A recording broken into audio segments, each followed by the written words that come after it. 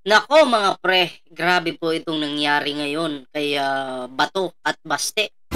Talaga namang huling-huli po ang dalawa, 'di ba? Oo, Baste, Bato! Hmm, nahuli po si Bato at Baste. Nahuling nagpapakalat ng mga maling impormasyon. Oo, or fake news. Wala naman tayong aasahan talaga diyan, puro naman fake news yung mga 'yan, eh. 'Di ba? Oo, sila naman kasi yung punot dulo niyan. Sila pa nga yung nagshi-share, eh, 'di ba? Oo, ano ba itong ginagawa nila, eh, panlilin lang po ito sa taong bayan. Panlilin lang po sa mga Pilipino. So ayan po 'no, yung bibigyan natin ng counter reaction ngayon yung patungkol dito, kay Bato kasi, napahiya na po si Bato, eh. Oo, napahiya na po si Bato pero 'di ba, kumakambyo. Mahilig kumambyo yun si Bato, eh, 'no? Dahil napahiya, nagpalusot. Mhm.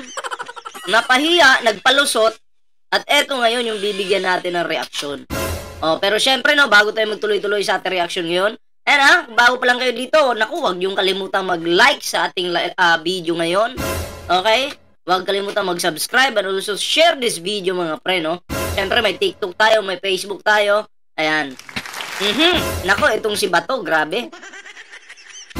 Nagpalusot. Napahiya, pero nagpalusot. Pero binura yung post. Akala ko ba pinanindigan mo yung mga sinasabi mo, pero bakit mo binura yung post? O, ito po, basahin po natin yung kanyang palusot dito. Ayan po.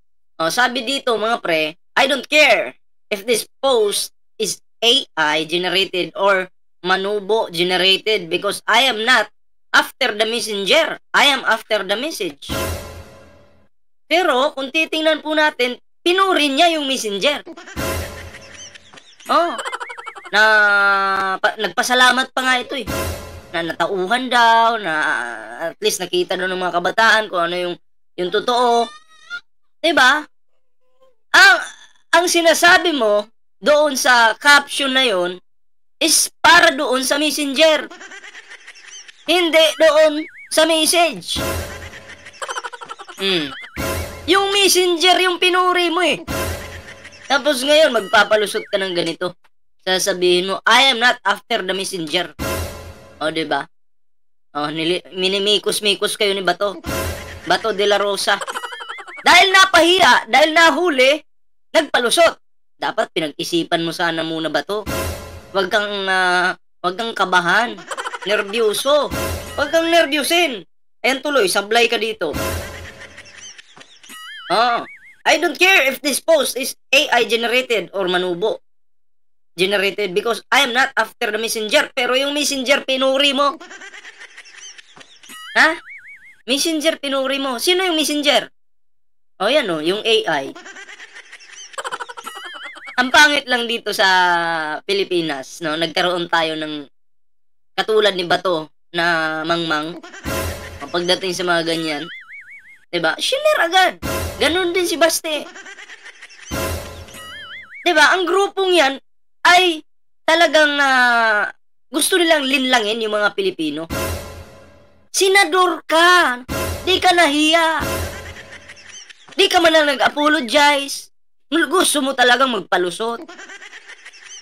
Bato, yung kapal naman ng mukha mo, eh, bawas-bawasan mo naman sana. Totoo yan. Sana bawas-bawasan mo naman. Yung mukhang yan, oh. Kita nyo yan? Makapal na po. Baste, mayor ka ng Davao, tanga ka pa rin hanggang ngayon. Hindi, ako'y nagtatanong lang naman. Tanga ka pa rin hanggang ngayon? Ha? Bobo lang? Hindi marunong magtingin-tingin dyan kung ano yung totoo, ano yung hindi. Hindi kita hinuhusgahan, ha? Ako'y nagtatanong. Bobo lang? Sus, Mariusip. Proud na proud yung mga tangang dabawin nyo sa'yo. Na mga DDS. Proud na proud yung mga tanga. Bakit kaya? Ay parehong bobo, eh. Diba? Nakakahiya ka bilang mayor ng Davao na magiging vice mayor and then magiging mayor na naman. Nakakahiya ka. Oh. May mga lawyer ka naman siguro. Pero Bakit ganun? Ang bobo ng mayor ng Davao. Diba? Oh. Kay Bato, palusot. Si Baste, ewan ko, wala pa naman akong narinig na na depensa ni Baste. Baka dahil sa sobrang hiya, hindi na lang siguro nagsalita. Ano na, Baste? Huwag yung sabihin, biktima kayo ng AI na yan. Oh. Alam po ng taong bayan kung ano yung totoo sa hindi. Katulad na lang nung kay PBBM. Kahit AI, ipipilit nyo pa rin na nagdudruga yung Pangulo.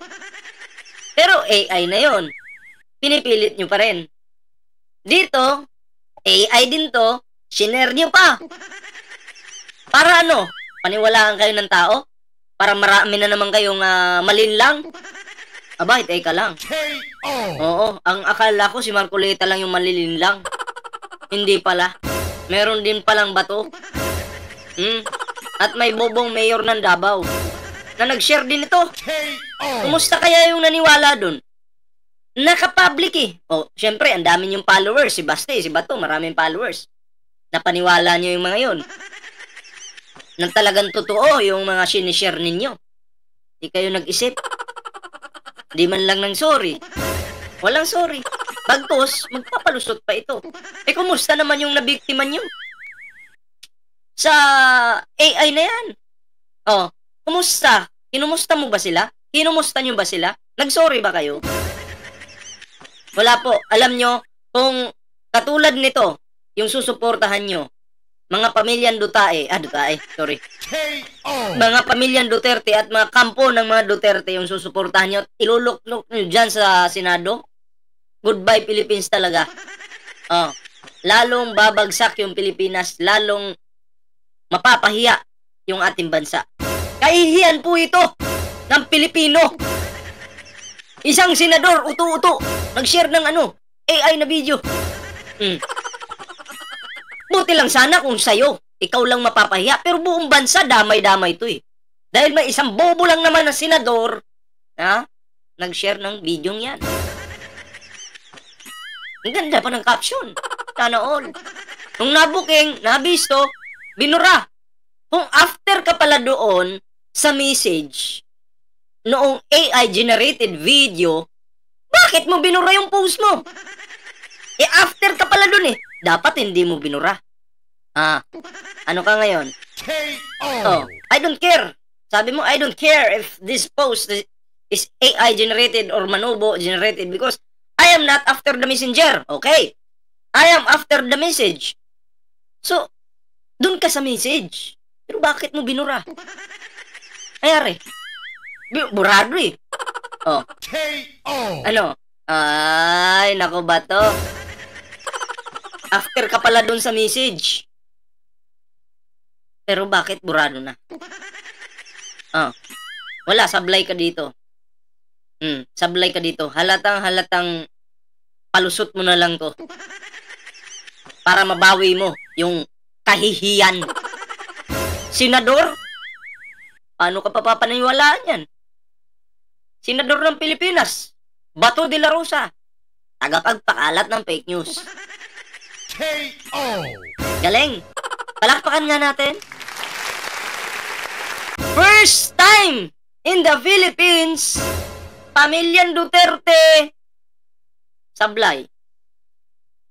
Baste, nagsishare ng fake news. Ano pa? Bato, nagsishare din ng fake news. Ano pa? Si Sara Duterte, okay lang daw mag-fake news. Wag lang gawing negosyo. Wala talaga, ang daming naging bobo yung Pilipinas dahil sa pamilyang ito. Vice President ka, sasabihin mo, okay lang. Hindi, basta wag lang gawing negosyo. Pwede na rin pala akong mag-fake news nito. Hindi ko lang gagawing negosyo, pero araw-araw ko mag-fake news. Ganun ba? Ganun ba, Sara? Yun ba yung gusto mo? Vice President ka? Feeling presidente naman. Mas ganyan mag-isip. Yan ba yung ilalaban nyo sa 2028? Bobo lang kung magbigay ng komento, reaksyon. Okay lang mag-fake news. Huwag lang gawin negosyo. Sus, Mariusip na buang na.